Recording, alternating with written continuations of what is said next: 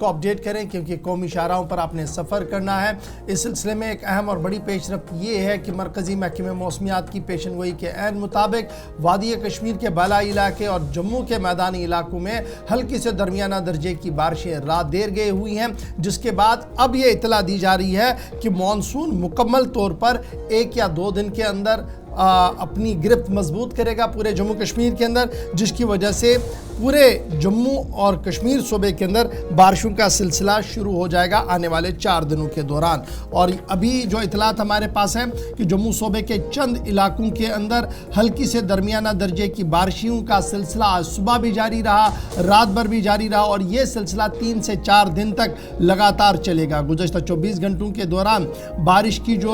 جو جموں صوبے کے اندر ریکارڈ کی گئی ہے، اس میں ادھمپور کے اندر 47.9 ملی میٹر بارش ریکارڈ کی گئی ہے، کٹرا کے اندر 28.9 ملی میٹر، اور اسی طریقے سے بدرواہ کے اندر 14.4 ملی میٹر، اور پھر بدرواہ کے جو دیگر علاقے ہیں وہاں جموں کا جو پراپر علاقہ ہے وہاں پر 14.4 اور بدرواہ کے اندر 10.6 ملی میٹر ریکارڈ کیا گیا ہے۔ مرکزی محکمہ موسمیات کے مطابق آنے والے 4 دنوں کے دوران موسم اسی طریقے کا رہے، بادل بھی رہیں گے، ہلکی بارشیں بھی ہوں گی، تاہم گرمی کی شدت میں تھوڑی سی کمی ضرور آ رہی ہے، تاہم ابھی بھی درجہ حرارت جو ہے وہ 40 کے آس پاس لگ رہا ہے۔ بانیحال میں کم سے کم درجہ حرارت جو وہ 30 ڈگری ریکارڈ کیا گیا، اور اسی طریقے سے بٹوت کے اندر 21 ڈگری ریکارڈ کیا گیا ہے، کٹرا کے اندر 21.7 ڈگری ریکارڈ کیا گیا، بدرواہ کے اندر 22 ڈگری ریکارڈ کیا گیا، اور جب ہم سری نگر کی بات کریں گے تو سری نگر کے اندر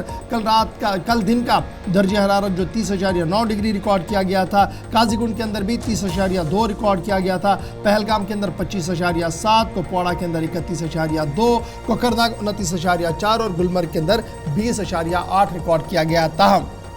مانا جا رہا کہ آج مطلع ابرآلود کئی مقامات پر دکھے گا، ہوائیں بھی چلنے کی امید ہے، جس کی وجہ سے درجہ حرارت میں تھوڑی سی گراوٹ صوبہ کشمیر کے اندر بھی ہوگی اور صوبہ جموں کے اندر بھی ہوگی۔ اس بھی سری نگر جموں قومی شاہراہ پر فی الحال ٹریفک مسلسل بحال ہے، ٹریفک کی آمد رفت جاری ہے، اور کسی طریقے سے کسی خلل کی کوئی خبر سامنے نہیں آ رہی ہے۔ موسم کا مزاج بدلنے کے ساتھ ہی مرکزی محکمہ موسمیات نے پہلے اطلاع دی تھی کہ تیز ہوائیں اور بارشوں کی وجہ سے مڈ سلائڈز یعنی کہیں نہ کہیں وہ مٹی جو کھسک آتی ہے بارش کی وجہ سے وہ کئی مقامات پر کھسک سکتی ہے، اس لیے الرٹ پر رہنا ہوگا۔ اس بیچ یاترا بھی چل رہی ہے، موسم کا مزاج بھی تھوڑا بدلا ہوا ہے، تاہم بالائی علاقوں کے اندر جس طریقے کی بوندا باندی ہوئی ہے اس سے قدرے بہتر صورتحال بنی ہوئی ہے۔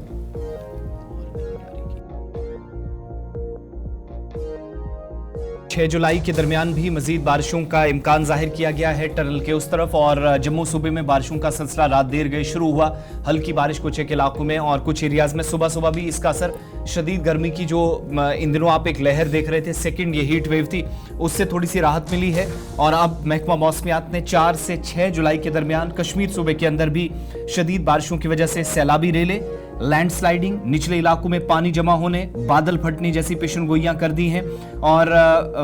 بھارت کے محکمہ موسمیات نے گزشتہ روز ہی شمال مغربی ہندوستان بشمول دلی اور شمال مشرقی ریاستوں میں اگلے 4 سے 5 دنوں کے دوران